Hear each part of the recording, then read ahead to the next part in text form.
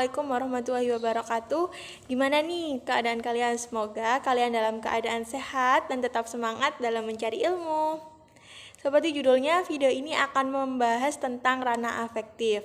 Sebelum kita masuk materi, yuk kita kenalan dulu.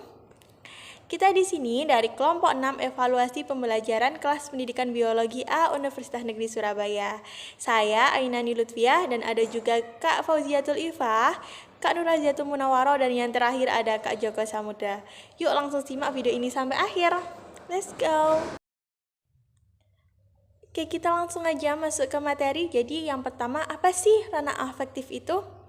Ranah afektif adalah ranah yang mencakup tentang nilai dan sikap dari seorang. Ranah ini meliputi watak dan perilaku dari individu, seperti contohnya yaitu perasaan, emosi, nilai, sikap, dan juga minat dari seseorang. Berikutnya ada 3 elemen dari ranah afektif yang meliputi sikap spiritual, sikap sosial, dan juga sikap individual. Yuk langsung simak penjelasannya. Oke, baik, di sini saya akan melanjutkan penjelasan terkait dengan sikap spiritual, sikap sosial, dan juga sikap individu. Yang pertama adalah sikap spiritual. Nah, sikap spiritual ini merupakan sikap yang berkaitan dengan pembentukan karakter peserta didik yang beriman dan juga bertakwa. Sikap spiritual ini sebagai perwujudan dari hubungan interaksi vertikal antara Tuhan dan juga dengan makhluknya. Kemudian untuk cakupan penilaian dari sikap spiritual itu sendiri ada beriman, bertakwa, kemudian rajin beribadah, selalu berdoa, dan juga bersyukur. Nah, selanjutnya adalah sikap sosial. Sikap sosial merupakan sikap yang berkaitan dengan pembentukan karakter peserta didik yang berakhlak mulia, gotong royong, toleransi, dan juga bertanggung jawab. Nah, sikap sosial itu sendiri merupakan perwujudan eksistensi individu dalam upaya menciptakan suasana harmoni dalam lingkungannya. Atau bisa disimpulkan bahwa sikap sosial ini merupakan hubungan antara sesama manusia, seperti itu.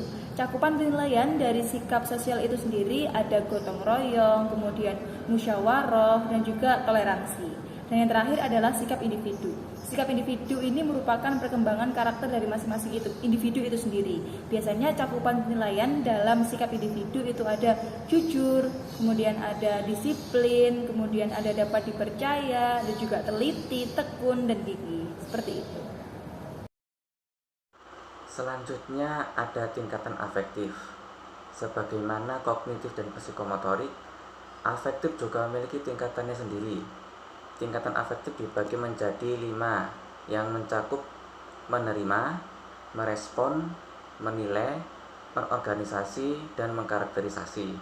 Dengan menerima sebagai tingkatan paling sederhana dan mengkarakterisasi sebagai tingkatan yang paling kompleks. Yang pertama ada tingkatan paling sederhana, yakni menerima. Menerima atau juga disebut receiving merupakan tingkatan yang terkait dengan penerimaan stimulus dari luar yang diberikan kepada siswa atau peserta didik. Menurut Cartmel, dalam tingkatan menerima sendiri dapat dibagi menjadi 3 kategori. Kategori yang pertama ada awareness level atau tingkat kesadaran. Pada kategori ini, siswa dapat menunjukkan perhatiannya kepada stimulus yang diberikan. Tingkah laku yang dapat dilihat dari tingkatan ini yakni adanya kesadaran akan sesuatu. Apakah ia sadar bahwa ada beberapa orang? Apakah ia sadar ada fenomena yang sedang terjadi, peristiwa yang sedang berlangsung, atau kondisi yang ada saat ini?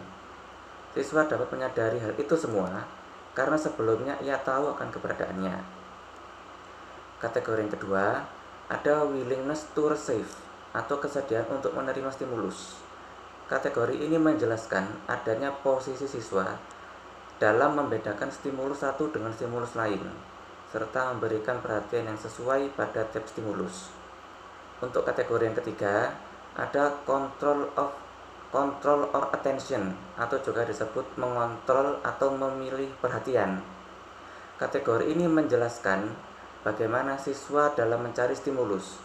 Tingkah laku siswa pada tingkatan ini dapat dilihat dari adanya aktivitas siswa dalam memilih aktivitas atau kegiatan yang ia sukai. Apabila ia tertarik pada suatu yang membuat ia tertarik, siswa akan memusatkan perhatiannya kepada aktivitas tersebut.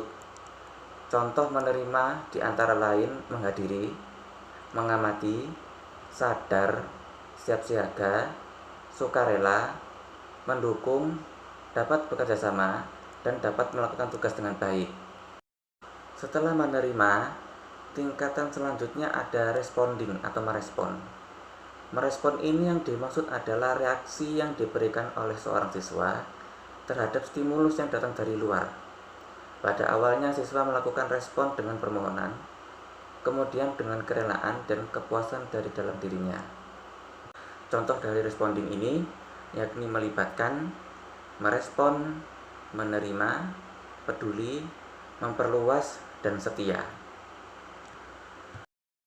Tingkat selanjutnya dari domain afektif yaitu menilai, yakni menerima nilai-nilai dari sesuatu.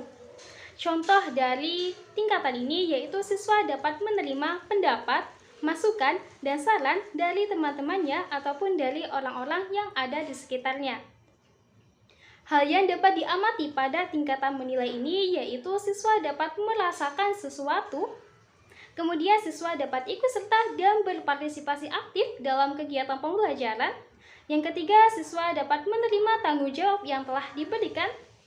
Yang keempat, siswa dapat menunjukkan inisiatifnya selama proses pembelajaran. Dan yang terakhir, siswa dapat memeriksa sesuatu. Kata kerja operasional yang dapat digunakan pada tingkatan ini yaitu seperti mengasumsikan, memperjelas, dan mengusulkan. Kemudian tingkatan domain afektif selanjutnya yaitu mengorganisasi, yakni mengorganisasikan nilainya, kemudian menentukan antar hubungannya, dan dapat beradaptasi dengan sistem nilai yang telah ditentukan. Contoh dari tingkatan mengorganisasi ini yaitu siswa dapat mengetahui dan mengakui kelebihan dan kekurangan yang dimilikinya. Hal yang dapat diamati pada tingkatan ini yaitu yang pertama, kristalisasi, yakni apakah siswa dapat mengkristalisasi nilai-nilai yang telah ditentukan. Kemudian menghubungkan, yakni apakah siswa dapat menghubungkan suatu fenomena dengan fenomena yang lain. Kemudian mempertimbangkan, apakah siswa dapat mempertimbangkan mana yang baik dan mana yang tidak baik, mana yang perlu untuk dilakukan dan mana yang tidak perlu untuk dilakukan, dan mana yang penting dan mana yang tidak penting. Kemudian realistis, yaitu selama proses pembelajaran, apakah siswa sudah cukup realistis? Selanjutnya mengatur diri, apakah siswa sudah dapat mengatur dirinya untuk mengikuti seluruh proses pembelajaran? Dan terakhir, apakah siswa dapat memberikan pertimbangan ataupun masukan terhadap suatu permasalahan ataupun suatu fenomena yang terjadi selama proses pembelajaran berlangsung?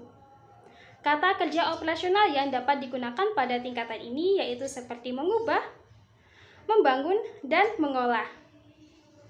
Tingkatan terakhir dari domain afektif yaitu mengkarakterisasi, yakni guru dapat membangkitkan nilai tertentu pada kecenderungan pengontrolan dan mengintegrasikan pada filosofi kehidupan di dunia yang nyata. Jadi, mengkarakterisasi ini merupakan tingkatan tertinggi dari domain afektif. Hal yang dapat diamati pada tingkatan mengkarakterisasi ini yaitu yang pertama konsisten. Apakah siswa sudah dapat konsisten untuk mengikuti seluruh proses pembelajaran? Kemudian menyiarkan, yakni apakah siswa dapat menyiarkan informasi kepada teman-temannya dan menjadi teladan untuk teman-temannya? Selanjutnya pendekatan, yaitu apakah siswa dapat memberikan pendekatan ataupun menerima pendekatan selama proses pembelajaran berlangsung. Selanjutnya merevisi, apakah siswa dapat merevisi dari sesuatu yang kurang baik menjadi sesuatu yang lebih baik. Dan yang terakhir yakni memandang, apakah siswa dapat memberikan pandangannya ataupun pendapatnya terhadap suatu fenomena ataupun permasalahan yang terjadi selama proses pembelajaran berlangsung. Wah, itu tadi penjelasan mengenai ranah afektif. Semoga dari video ini teman-teman semua bisa mendapatkan pemahaman baru terkait ranah afektif. Dan semoga video ini bermanfaat untuk kita semua. Saya perwakilan dari kelompok 6. Mohon maaf apabila ada kurangnya dari video ini, baik yang disengaja maupun tidak disengaja. Sekian dari kami. Terima kasih banyak karena udah menonton video ini. See you next video. Assalamualaikum warahmatullahi wabarakatuh. Terima kasih semuanya.